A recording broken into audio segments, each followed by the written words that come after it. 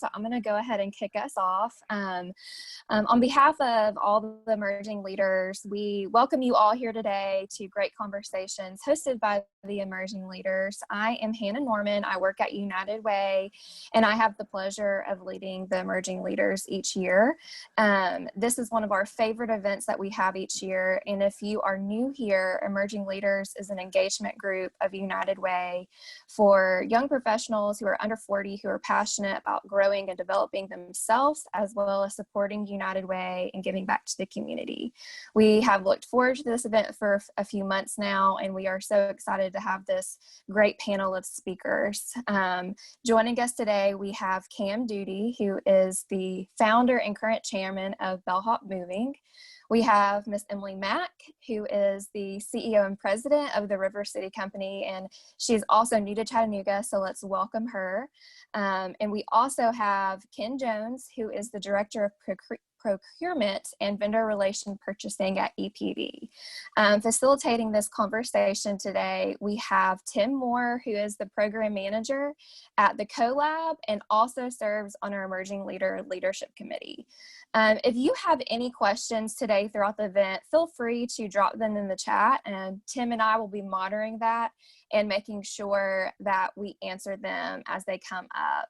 I know we are all excited to hear from this great group of speakers. So Tim, I'm going to let you go ahead and get us started. Awesome. Thank you, Hannah, and the rest of the committee for having me and inviting me to help sort of play a small role in this discussion today. Excited to chat with you all who will be on the panel. I know that Cam, you and I have met before, and Emily, I know you're new to Chattanooga, but my first internship in Chattanooga was actually at River City Company, so it's always kind of got a big spot in my heart. And of course, Ken, EPB has been a huge partner of ours at CoLab, so it's kind of a bunch of different worlds colliding today. So we're going to go ahead and get started. So this is a question for each panelist to just, kind of kick things off. Would like for you all to share your connection to Chattanooga and just a little bit more about the current role you serve.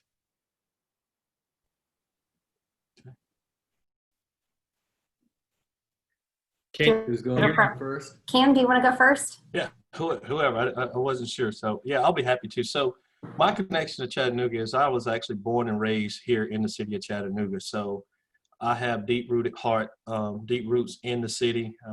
Just seeing it going from, the early 70s, 80s, 90s until where we are today has just been an absolute pleasure. And then getting to work with so many different community partners is fantastic. So that's my roots to Chattanooga, born and raised. And Ken, can you tell us a little bit about your current role that you serve in at EPB?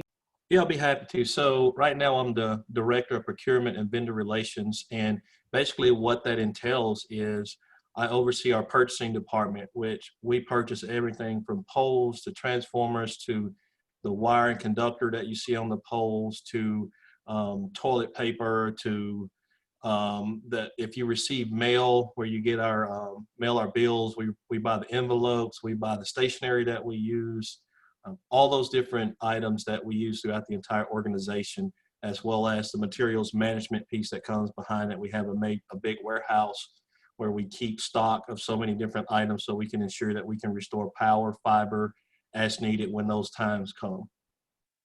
Awesome. Thank you, Ken. Definitely a lot of details I'm sure that a lot of people wouldn't even think about that you have to help manage. So I'm sure they appreciate you over there at EPB. Thank you, Tim. Emily, welcome to Chattanooga. Thank you. Glad to have you here. Would you like to go next? Sure, absolutely. So just in case you're not familiar with River City Company, we are a nonprofit organization that's dedicated to the development and planning and activation of downtown Chattanooga. So during our 33-year history, River City Company has played a really integral role in the redevelopment and revitalization of downtown. And we work day in and day out to cultivate and advocate for a vibrant, thriving, and healthy downtown that stimulates Chattanooga's economic and social and cultural growth. So as far as my role, I have the privilege of leading this incredible organization, and I serve as the president and CEO. And Emily, could you remind, for those of you who don't know you, or I know that I've read about it, where did you come to Chattanooga from? Indianapolis, Indiana. So it's where I spent the past 20 years. So Right. I will say, even despite the rain today, I promise you that the weather is better than what it is in Indy, where it's freezing temperatures and threatening snow right now. So this rain is great. I love the positivity. I know we all need it right now. Cam, I'll move on to you. Your connection to Chattanooga, how you got here, and what your current role is. Yeah. Well, thanks everybody. I moved here in early 2012. We had started Bellhop. It's Bellhop now, so I'm still getting used to dropping the S. We founded Bellhops in Birmingham and kind of bootstrapped it 2010, 2011.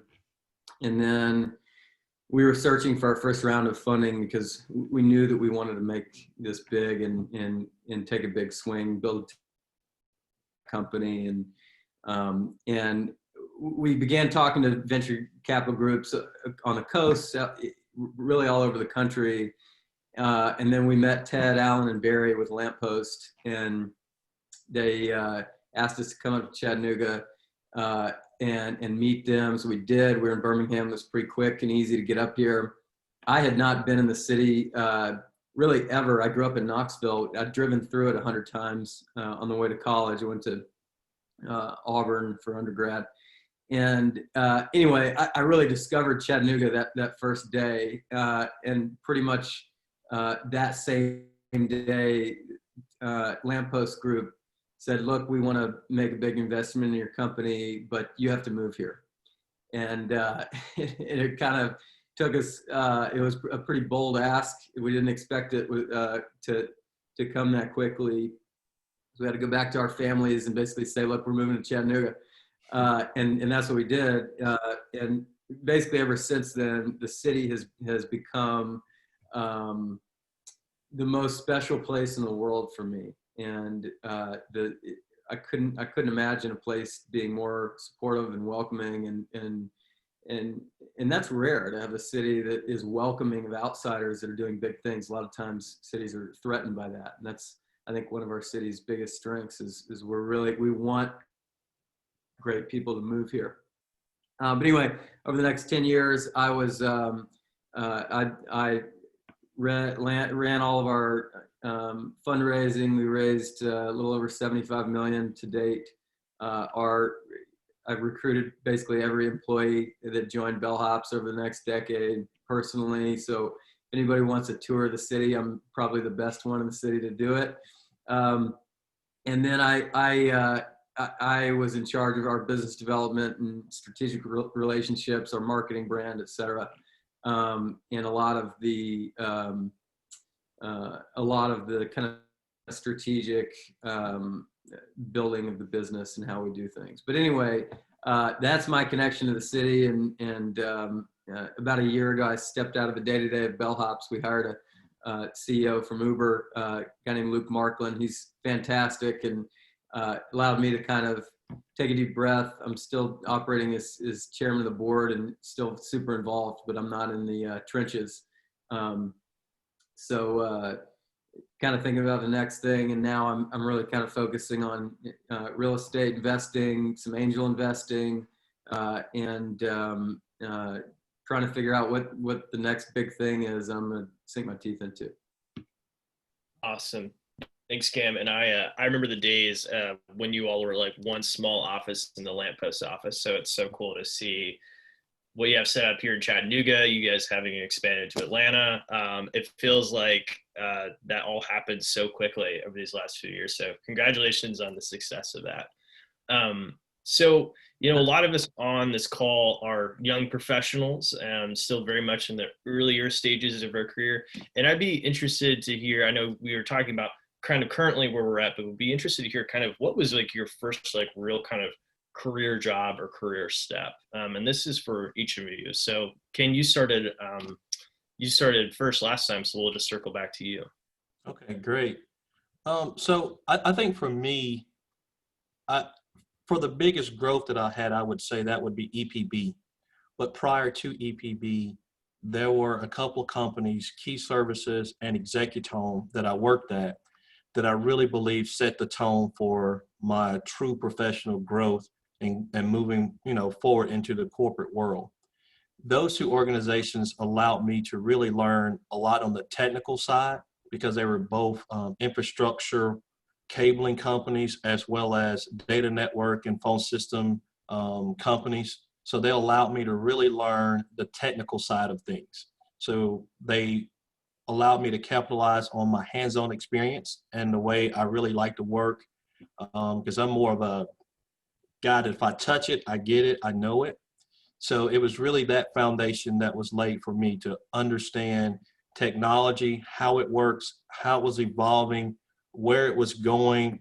And it made me really start to look at not just what I was doing today, but start to look at where we were going with technology, how computer networks were going to change, how phone systems were going to change, how people were using those today, and how were they planning to use them in the future?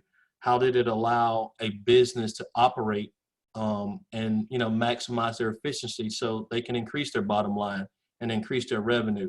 So understanding the technical side and then realizing how that applied to business is where I think the foundation really started. And it also really helped prepare me for walking in the doors at EPB about 20 years ago. Great. Thank you, Ken. Mm-hmm. I just wanted to say, okay, sorry, Hannah, I just wanted to double check I wasn't missing something in the chat. Thank you, Ken.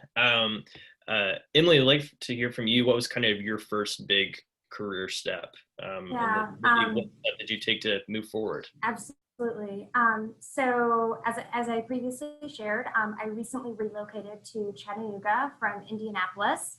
And that's where I've lived for the past 20 years. And in those 2 decades, I spent the majority of my career working to build and to redevelop the city, and also to empower and strengthen Indianapolis's neighborhoods, to help its most vulnerable residents, and to improve the quality of life for all of Indianapolis.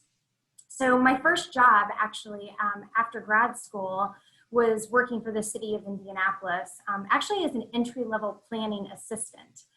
Because at that time, there actually weren't even any planning jobs available in the city, and then I just needed a job.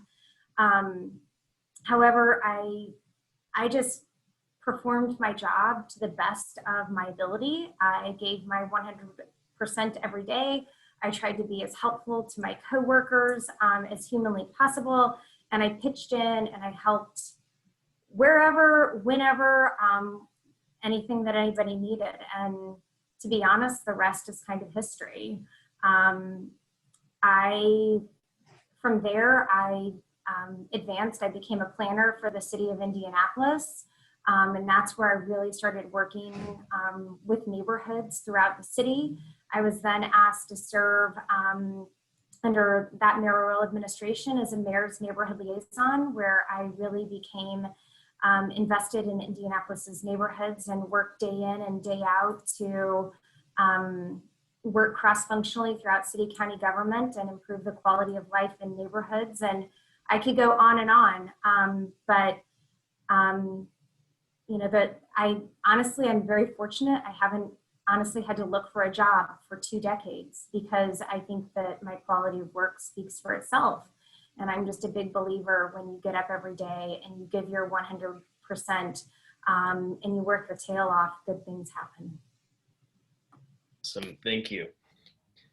Cam, I'd like to hear about, obviously you started Bellhop several years ago, and then, back at Auburn, but would like to hear kind of maybe what were some of your first career steps before that? And then how did you really get to that, starting that entrepreneurial journey to getting to Bellhops?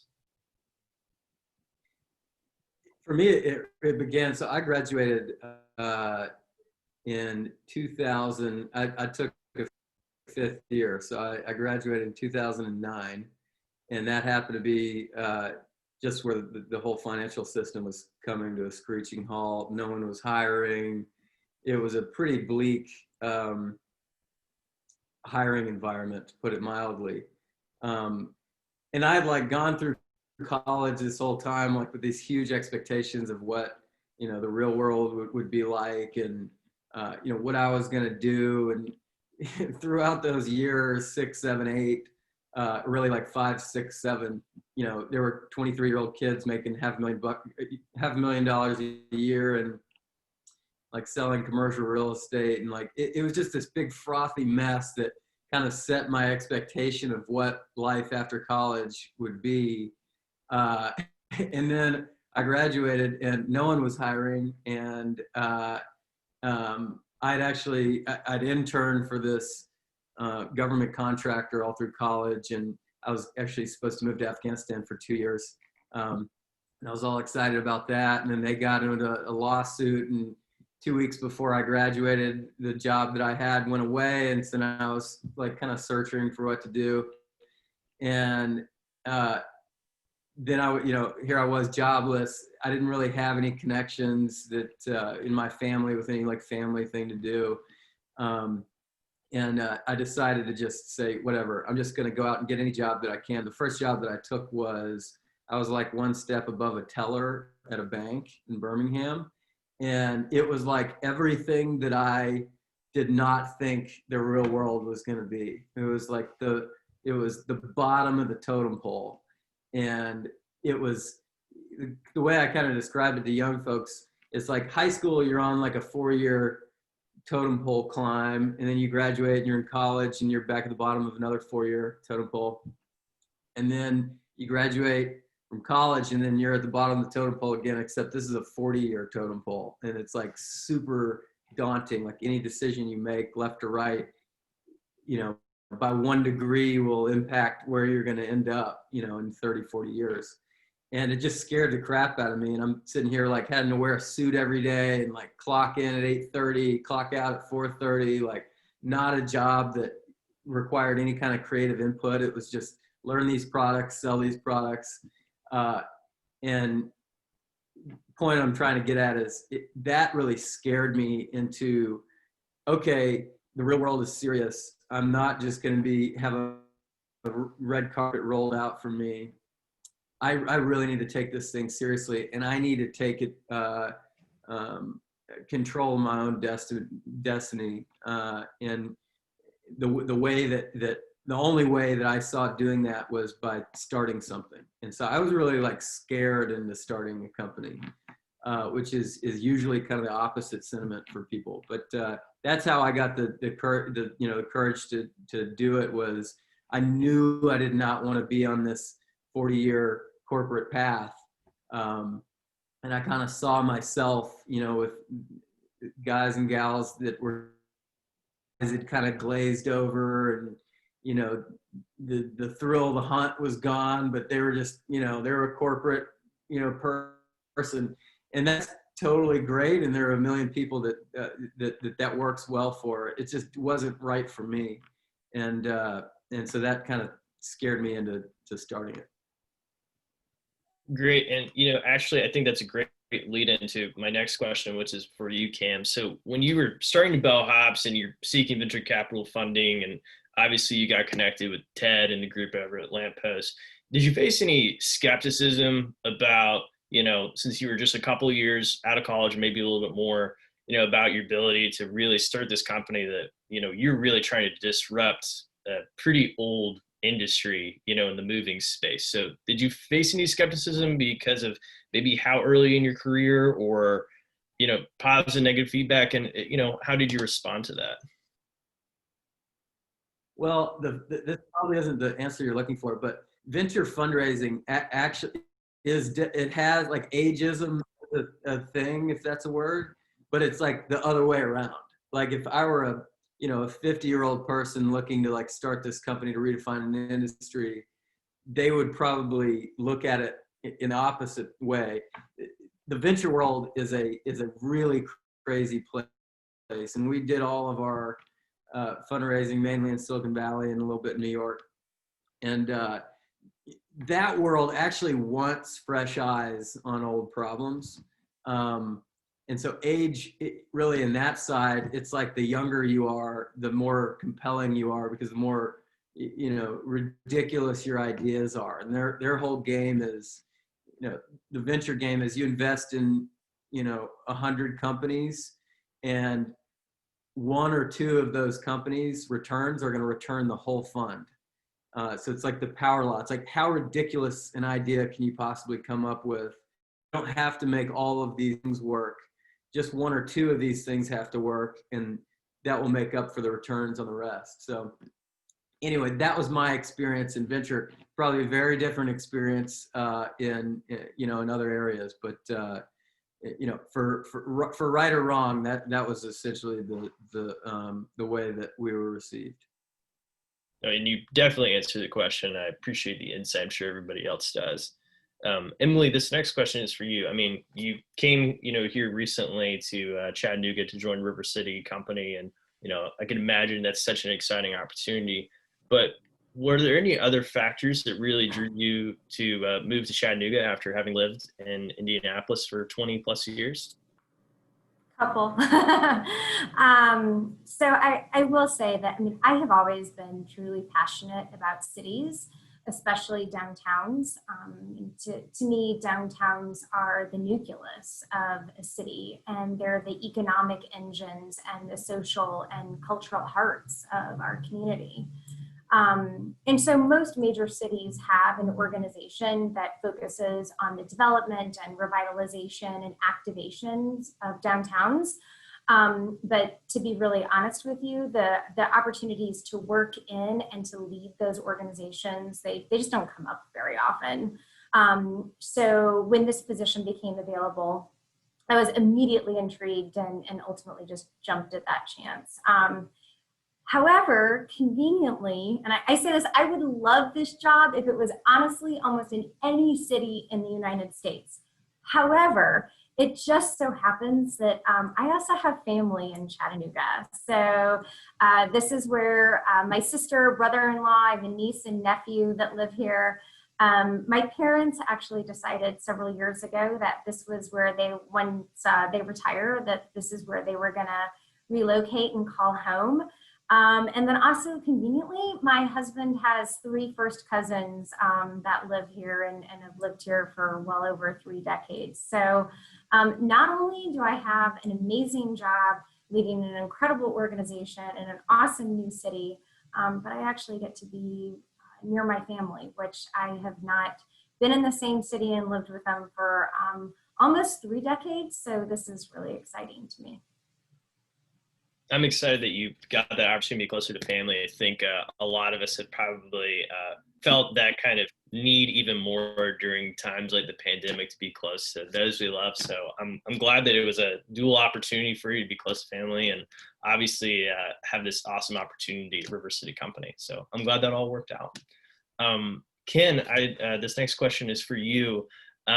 And I'll make sure I'm saying that clearly, Ken, not Cam. I can understand how that may sound very similar to you guys. But so, your career, especially EPB, you said you've been there around 20 years, and having looked a little bit at your different experience there, you've had a number of roles in various departments.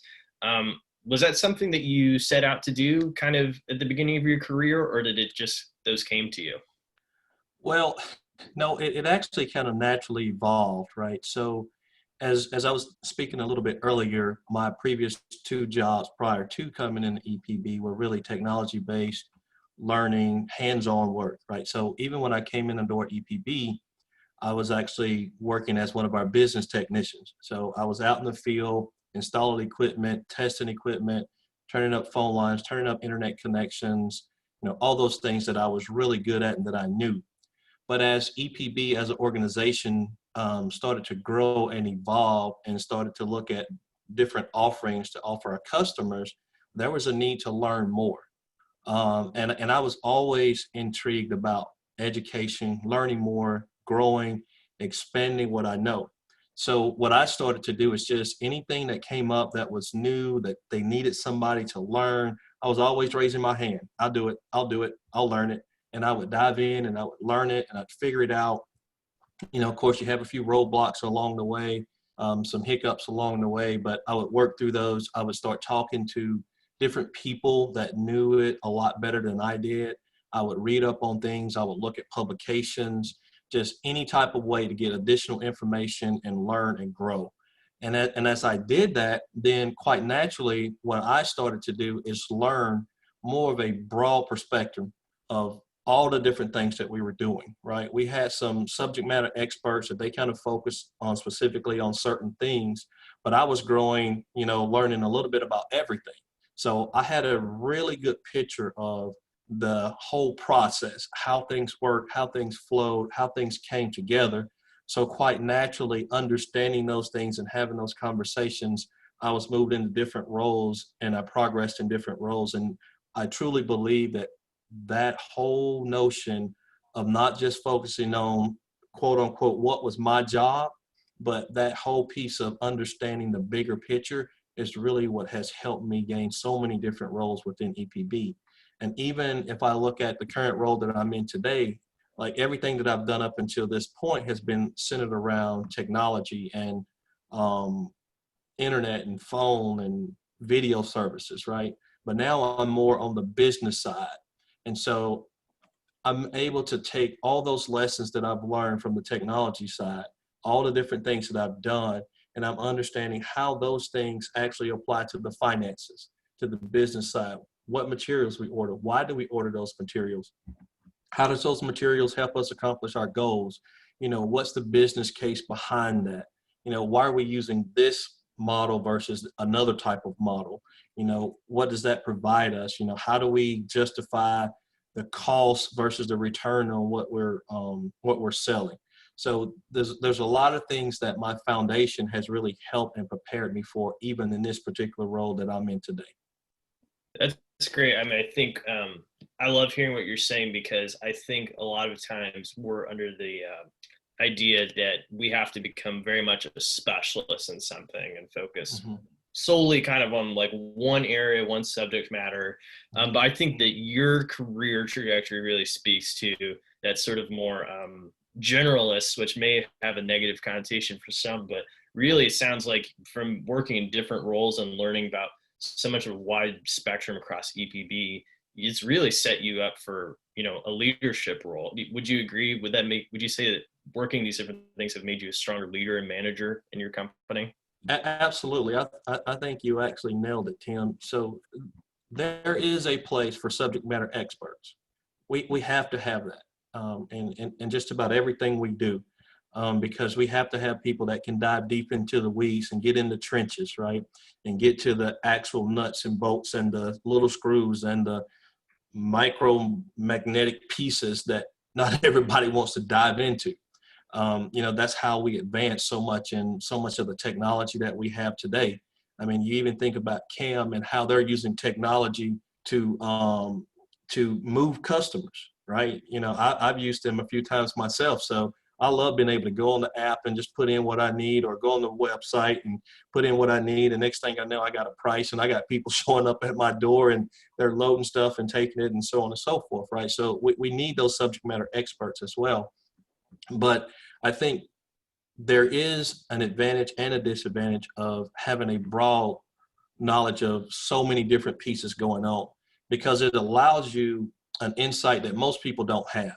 If I am really focused on this piece right here, I have a really good insight on this piece and how this works. And I can probably talk about the details better than just about anybody.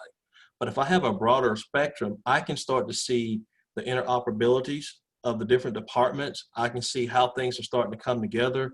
I can probably pick out things that some people may overlook. It's not they're not smart enough to do it, but they just don't understand a bigger picture, right? So I can see certain things and I can identify certain things that most people won't. So yeah, I think it has its advantages, and it does also have its disadvantages, because you may not necessarily know all the details. But how you overcome that is the right resource to go talk to when there's something you don't know. The bigger part to that is being willing to say, I don't know. I don't have that answer. The worst thing you can do is try to make up something, because somebody will expose you, and you'll find out real quickly that you'll lose your credibility when you start trying to talk about things you don't know. Awesome, Ken. I think that is incredible insight. Thank you for sharing. I think we'd be remiss to not hit on something that's, of course, been a very important topic, and this is going to be a question for each of you all. But this topic has really come up this year about, how do we maintain a healthy work and life balance, especially as a lot of us maybe have been working from home and those kinds of lines and boundaries become blurred. So would love to hear from, each of you who are very much very busy individuals, have definitely done a lot in your careers. How do each of you work to maintain a healthy work-life balance? And Emily, maybe we'll start with you. So I was thinking about this. I'm not sure I'm the best person to answer this. Striking a healthy work-life balance is, I'm just going to be very honest with you, especially in positions that I've held. It's been really, really challenging for me, especially in my 20s and 30s, and in some cases as a woman.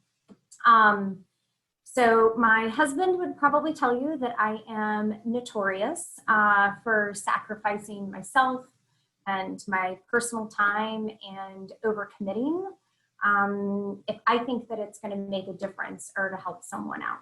And that's just kind of me.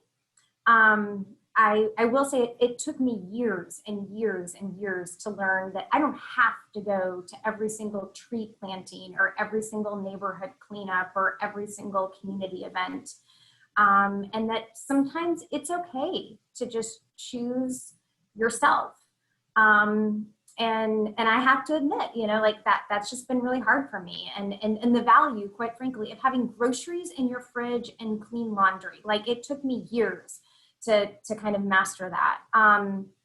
But I do understand, when I do choose to go, to, again, neighborhood events or community events, that when you show up, be there, be present, and make it meaningful when you are there. I don't know, maybe it's just getting over 40 that I feel like now I have learned to maybe more effectively manage my time. And while I am at work, I give absolutely 100% at work. And that is my 100% focus. When I leave the office and I go home, I do my best to give my 100% to my family. And it's hard. It doesn't mean that I don't occasionally, check my email just to ensure that things are, of course, running smoothly, or hop on a phone call or send text and stuff. But I have really just had to make a very conscious decision to try to separate myself and allocate my time at work and home. I also, and maybe this is just part of getting older and being in management positions, I not only do that for myself, but I also do that for my staff. I mean, I remember, how it feels like to be getting text at 11 o'clock or midnight, or I used to have a former boss that he had insomnia and he would text me at like 4 a.m. in the morning, and that's not good for anyone. So again, I try to make conscious decisions, not only for myself and how I allocate time, but also for my team members as well. I think you hit a great point about not only, and I, by the way, really appreciate your honesty, because it's not always so easy depending on what's happening and our roles or the season of work we're in. It's not always just an easy, oh yeah, I'm just going to go, implement some self-care. I think you hit a great point about, how important it is also try to lead by example and share those boundaries also with your staff. I think everybody appreciates that comment as well. Let's see, Cam, I'd like to hear from you. I mean, being an entrepreneur, a lot of people say that's, you're really never off the clock, but would like to hear if that's, maybe how you've worked to maintain a healthy work-life balance in recent years. Do you have any thoughts? Yeah. Short answer is I didn't have one until a year ago. But I guess let me start out with an optimistic view about the current situation. I really think post-COVID or COVID is going to end up being a huge net positive for every professional in the world. I had this 10-year narrative that I've been telling, and really it's just been about Chattanooga. Like, what really matters is quality of life. Doesn't matter if you live in New York and make $1 million a year, you know, if you, or New York's probably not a good example, like San Francisco, but you spend 20 hours car commuting in, or like Atlanta, that is a huge deal. And this work from home, I'll just tell you guys, at least what we're seeing with our company, with a bunch of my founder buddies who own big companies, this is here to stay, and it's gonna impact the lives of every working professional in the country and the world. And you know, once things kind of return back to normal, companies are no longer going to have the control over saying, hey, you need to be in the office 5 days a week. Because look, we just proved that we can do it. We can operate our businesses without having that. What it's likely going to do, we've all probably heard this, but it's going to be some sort of hybrid. Like, you may be required to be in the office 2 days a week, but three of the other days you're going to be at home. And what that means is you're with your family more. You know, you can do little things in between meetings that are helpful to your spouse. You're going to be present with your kids off and on all day. It's not like you're just gone for, you know, 10, 12 hours at a time. So the good news is it's going to get a lot easier to balance the work-life balance, because you're just going to be home more. But the contrarian view to kind of this whole like self-care thing is, the way that I look at it, and I genuinely believe this is the case, is we live in this amazing country where we can do whatever we want to do if we want to put in the work. And if we're talking about building something from nothing, it's just a fact. The people that sacrifice themselves and their personal interests for their business are going to win, because they're spending more time building that company. And it literally is a time in, time out deal in the first 5 years of starting a company, because there are no scaled processes. It's literally just whacking fires. And if you're whacking, you know, if you're putting out fires faster than the next person, then you're going to go further towards, you're going to make it a lot further down the path than others. And so I do genuinely believe, if you want to take work seriously, I guess maybe particularly with starting a company, you have to understand, like, the 5 F's. There's faith, family, finances, fitness, and friends, I think. You can pick 2, and I promise that that's a fact. I've tried and tried. For the last 10 years of my life, it was family and it was finances, meaning work. And everything else is as bad, as much as I don't want to admit it, was put on the back burner. Totally secondary to family and finances. And I don't think we could have done what we did without that kind of focus. But I guess the good news is it's going to be a lot easier to the 5 F's in a world where you have more time outside of a cubicle in an office, or in an office somewhere that, you know, where you are specifically there to work. Awesome. Thank you, Cam. I could so easily derail this whole thing and make it really about some of the things you were hitting on about kind of the future of work and the new normal for workforce, whether you're working for a startup or a corporation. But I think you really did hit on something that I kind of wanted to reiterate, was the Chattanooga quality of life. I mean, I think that that's kind of been affirmed by the recent news, just in case not everyone saw it, that I think it was Zillow named Chattanooga the best place to be working remotely in 2020, just because of EPB, you know, our incredibly fast internet service, as well as, you know, our relatively low cost of living and, you know, the quality of life here. We have so much outdoor space that you can access. So I think you really, you know, hit a lot of points there, but just wanted to echo that Chattanooga definitely has that to offer. Ken, do you have any thoughts on maintaining a healthy work-life balance you'd like to share? Yeah, or sure. or challenges to do so, you know? Yeah, so it is difficult, but there are a few things that, I have learned that has really helped me. So I'll start with work first and foremost. Well, let me say this first and foremost. Everybody on this call is committed to doing something. That's why they're here. They want to hear something that's going to help them with their day-to-day life and that work-life balance, whether they're working in the community, working for a nonprofit, working for a big corporation, working for a small business, whatever that is, right? So I think some of the things that really help me at work is I trust my team. That's first and foremost. I trust my team. I realize that I do not have to do every single thing. We hire smart people for a reason, and we need to utilize those smart people to get things done, and don't feel like as leaders that we have to have our hand in every single thing that's happening and going on. Give people the opportunity to work a project, to lead a project, to own a project, to own whatever that is that your department works on. Allow people to utilize their strengths. Allow your team to work. I think that's the first and foremost part. The other piece is, I think you really have to do something that you're passionate about and something that you love doing. Something that when you wake up in the morning, you're jumping out of the bed because you're not going to work. You're going to the playground. And that's how I view my day. When I get up in the morning, I'm coming to the playground. I'm coming to work with some great people that I enjoy being around. I enjoy talking to them. I enjoy building relationships with them. So I'm not coming to a dreadful environment every day. I'm coming to an environment I enjoy.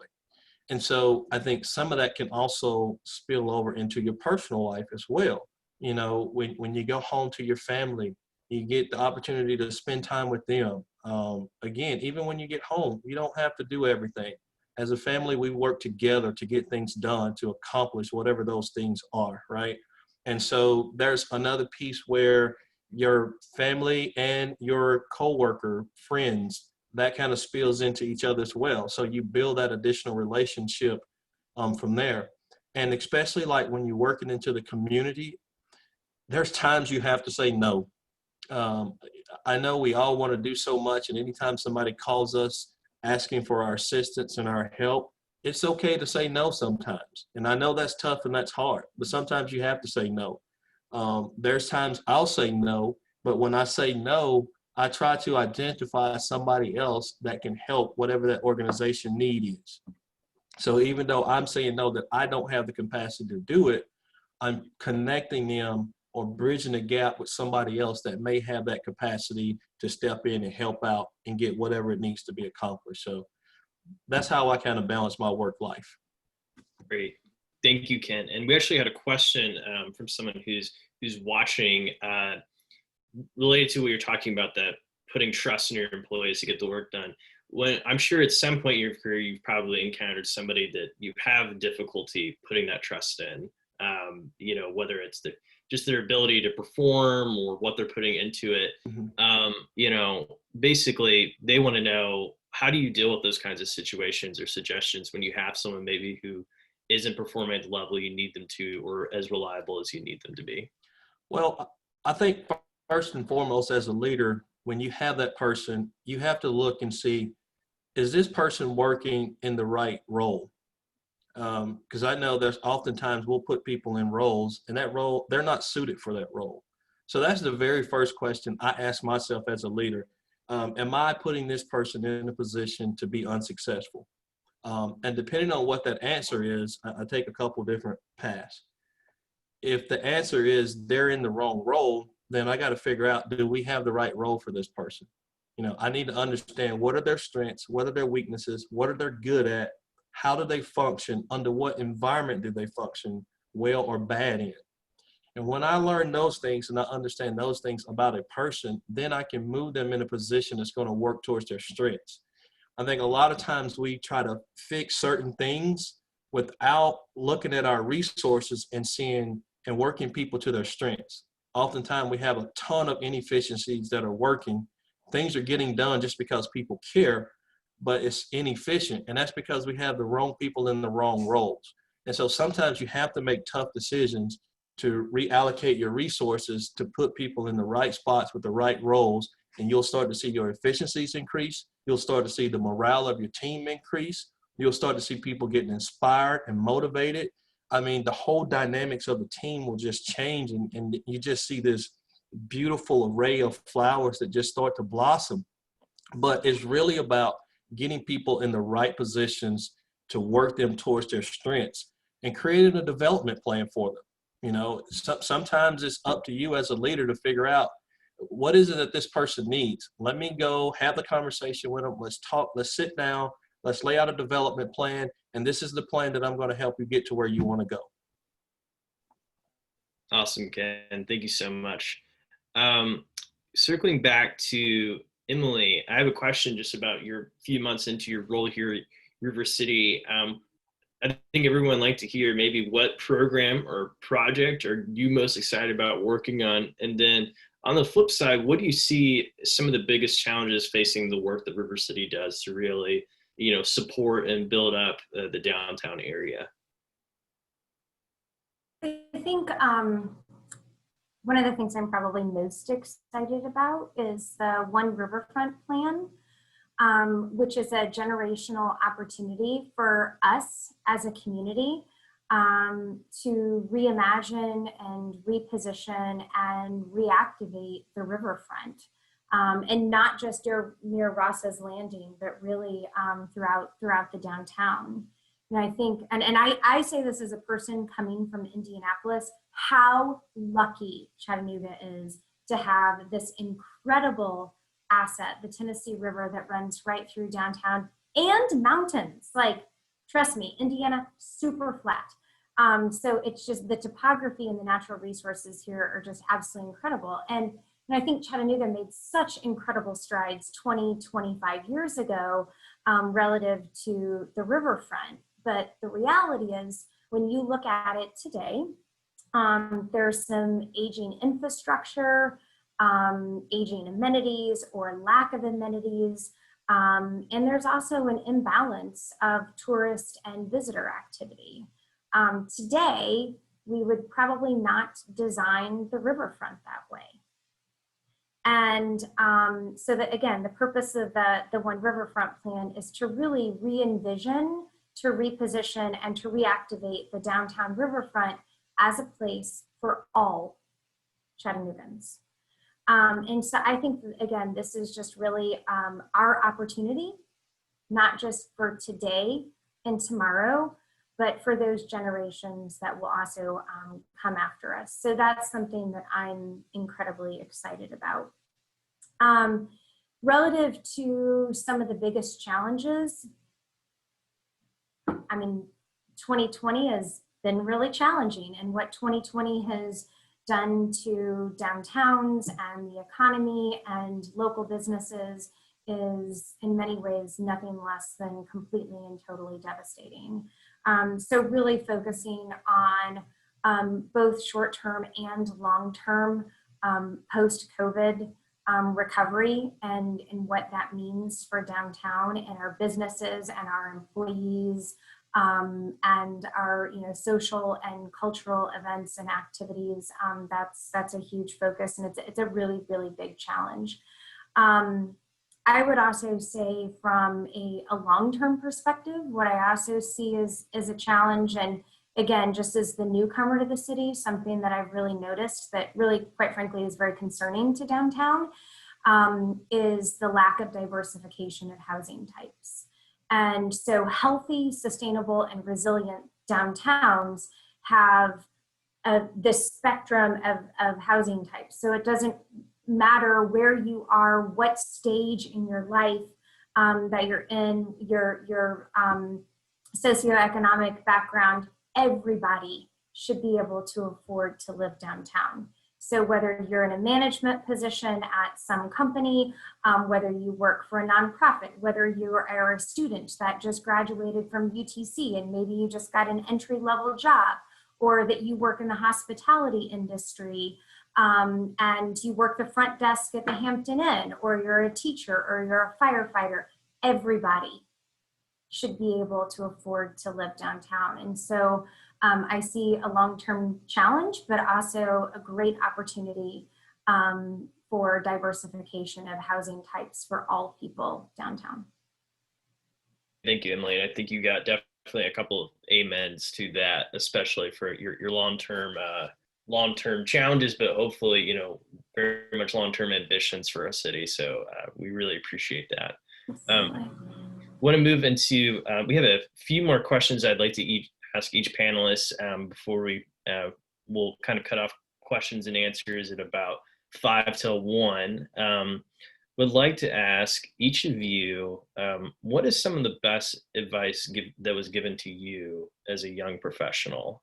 Does anyone have one to share?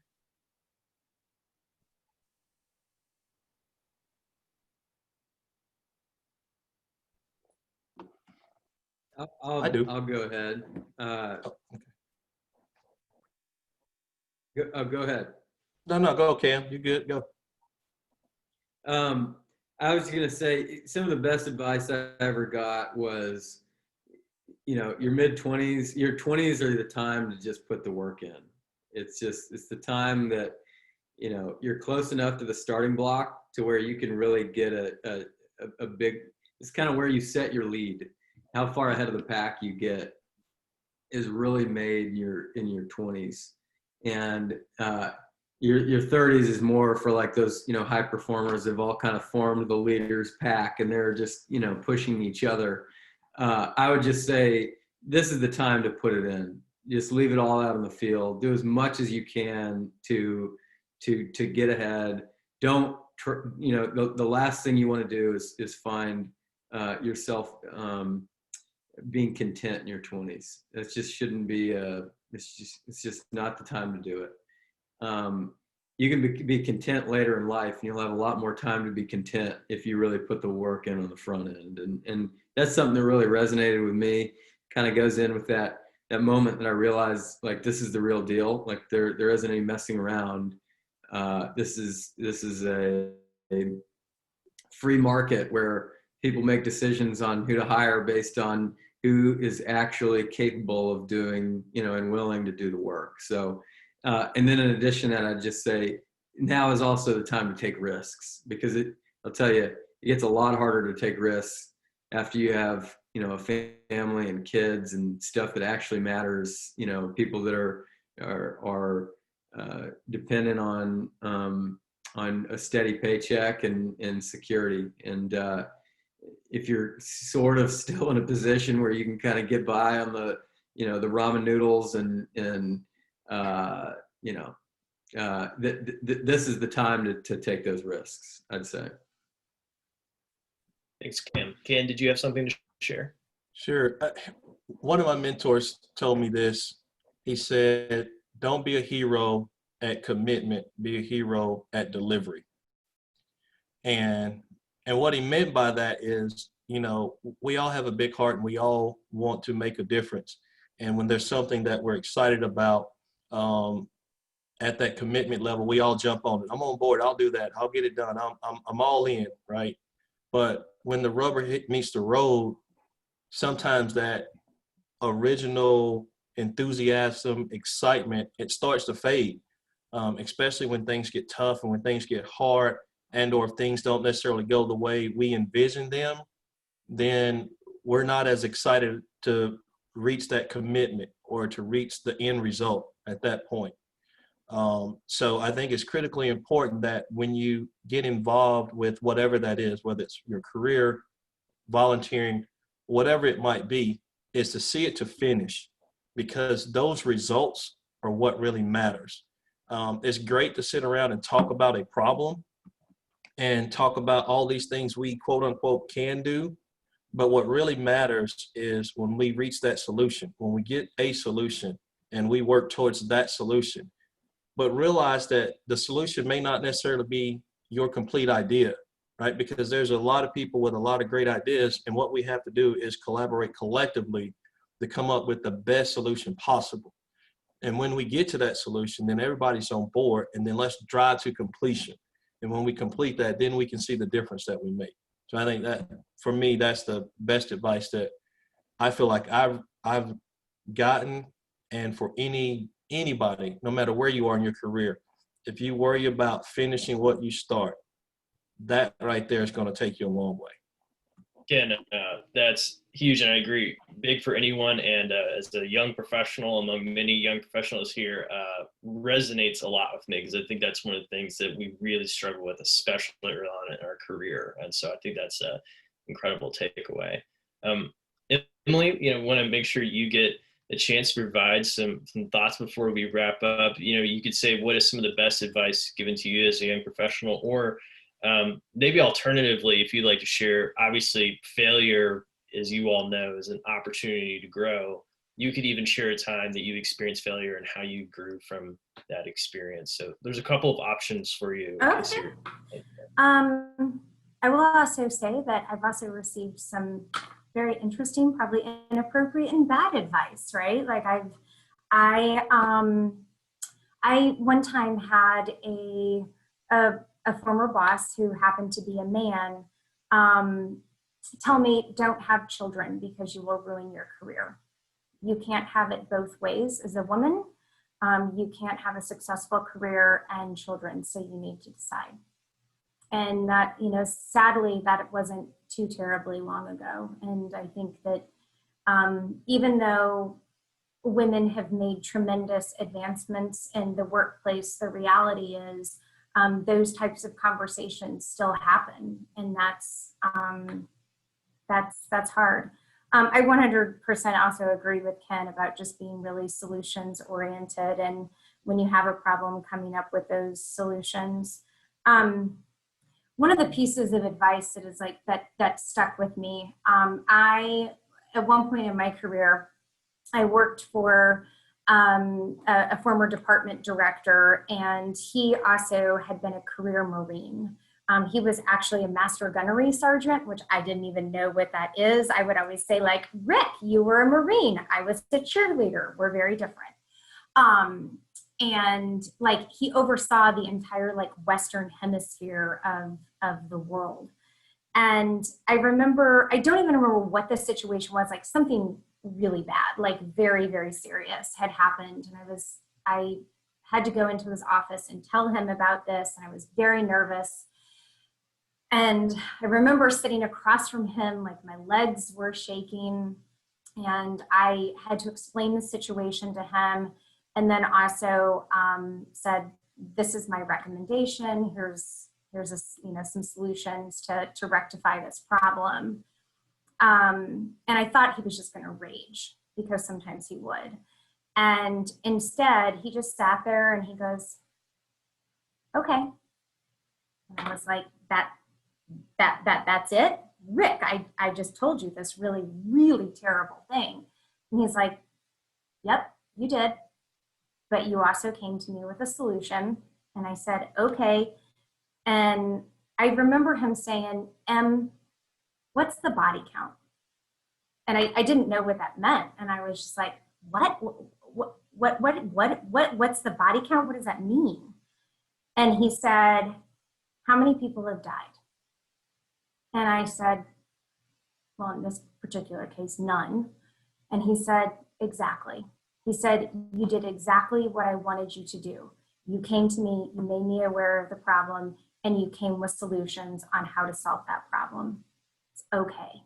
No one has died.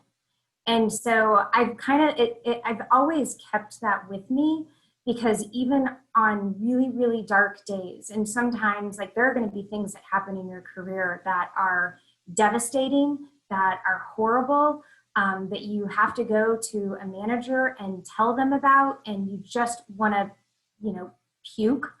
And it just helps you keep it into perspective that at the end of the day, there's no body count. Yeah, I think that's great advice and a great anecdote to share. And I think especially as young professionals who probably feel a lot of the stakes early in our careers, I think that's an important reminder for us. So thank you, Emily. And unfortunately, we didn't get to every question we'd hoped for today, but just want to thank you all so much for your honesty, first and foremost, and your insights. I think that this has been great for everyone. Hannah, I'm going to turn it back over to you to wrap things up. Absolutely. Thank you guys so much. I could sit here all day and listen to your stories and your advice and the array of experiences that you all have. So thank you so much for being with us today. We do have one final opportunity that we want to share with the group before we wrap up. United Way has the privilege and honor of investing in the community year after year. And we have a volunteer opportunity associated with that we would like for you all to participate in. And so I'm going to turn it over to Sarah Newman, our Director of Community Investment and Partner Relations, to share with us about this opportunity just very briefly. Sarah? Thanks, Hannah. Hello, everyone. I know some of you and some of you are new faces to me. For those of you who know me, I manage our community investment process, which is how we really get to support the great work of the nonprofit partners we fund in our community. And I don't think it'll be best to hear it from me. I've asked Ken to share really briefly, like 30 seconds, around his experience over the past 2 years being a volunteer in this process. Thank you, Sarah. So yeah, it's been actually phenomenal. You get the opportunity to really see all the great work that's going on with so many different nonprofits in our community, and the impact they're making and the impact they're trying to make and the impact that they will make. So it's a great opportunity to get involved, to understand and know, and then even to continue to build relationships with the different leadership in all these different nonprofit organizations. So if you ever get the opportunity, it doesn't take a lot of time. By all means, reach out to Sarah and become a volunteer. We'll be excited to have you on the team. Thank you. Thanks, Ken, and thanks, Hannah, for the opportunity. Turn it back to you. Thank you. Everyone have a great day, and thanks for being with us. Thank you all.